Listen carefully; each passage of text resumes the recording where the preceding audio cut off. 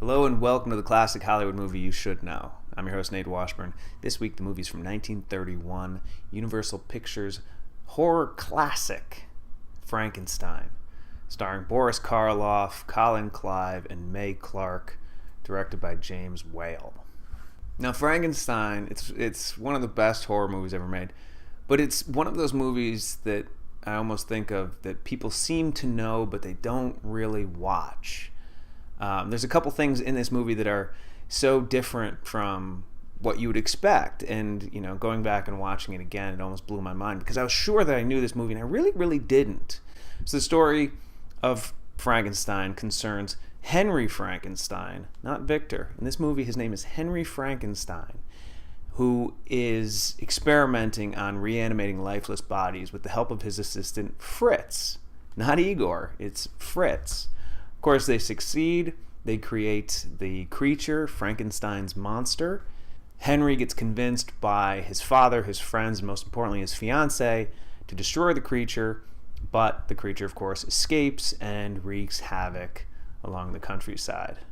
What's interesting, the story is credited to from the novel by Mrs. Percy B. Shelley and the play, this was a stage play, by Peggy Webling. And if you notice, Universal credits the novel to Mrs. Percy B. Shelley, not even Mary Shelley.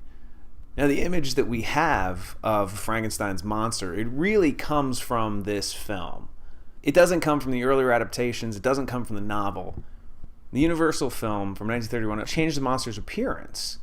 Earlier Frankenstein's monsters, they looked more like a bandaged human. This is the monster in a 1910 film adaptation with the bandages. It looks almost sort of like the Mummy. All the masks and posters seen at Halloween all owe a debt to Jack Pierce's makeup from this film.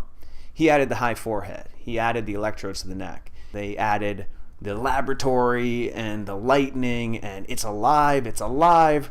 None of that is from the novel. None of that is from earlier films. It's all from this 1931 Universal film. Now, the best part of this movie, it has to be Boris Karloff's performance as the monster.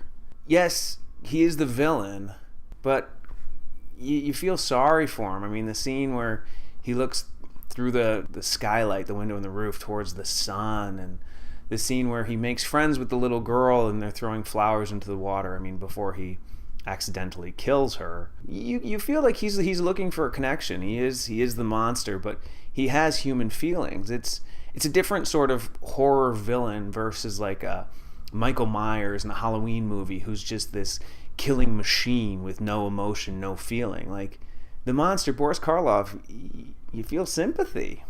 Universal was also brilliant in the way that they marketed this film. They finished it, they knew they had a hit, and producer Carl Laemmle Jr., he had Universal film an introduction, a warning saying, this movie is so terrifying, so horrific, that if you get scared easily, you can leave now. Look it up. It's on YouTube. It's only a minute long. The introduction is hilarious, but it's a brilliant piece of marketing genius. Also, what Laemmle did, they finished filming it, and he knew that this movie was a smash hit. And James Whale, originally, the way that the movie ends is the monster throws Henry off of the windmill and he dies, and then the monster dies in the fire. But Laemmle knew he had a hit, and the 1930s were no different than today. He wanted a sequel. So he had James Whale shoot this bizarre little epilogue that doesn't quite fit in the movie, but it shows Henry Frankenstein recuperating with his now wife. You see him through the doorway, and that way Henry's alive for the sequel, Bride of Frankenstein, which came out in 1935. This film was a huge success. Budgeted at $300,000, it was the highest grossing movie of 1931. It grossed $12 million. Huge hit for Universal. And it really is, it's one of the most recognizable movies, but it's misremembered. I feel like people don't really watch this movie. They call him Victor Frankenstein, they call him Igor. They really don't know this movie, and you should. So give a watch to the 1931 Universal horror classic Frankenstein starring Boris Karloff. It's this week's classic Hollywood movie you should know. I'm Nate Washburn. Keep watching.